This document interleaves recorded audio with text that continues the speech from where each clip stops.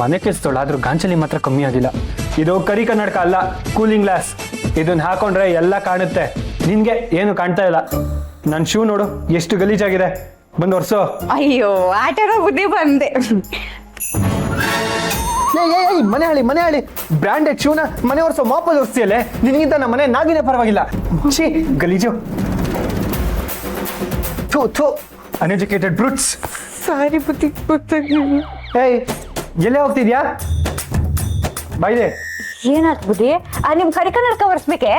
ನನ್ ಕರಿ ಕನ್ನಡಕ ಕ್ಲೀನ್ ಆಗೇ ಇದೆ, ನನ್ಗೆ ಕಾಲ್ ನೋವ್ತಾ ಇದೆ. ಮಚ್ ತಕ ಬರಲ್ಲ ಬುದ್ಧಿ? ಮಚ್ಚ ಯಾಕೆ?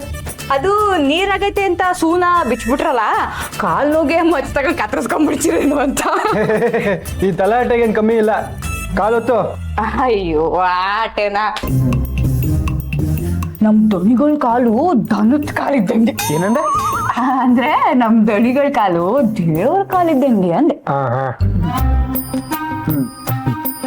ಏಯ್ ಮೆತ್ತಗೊತ್ತೆ.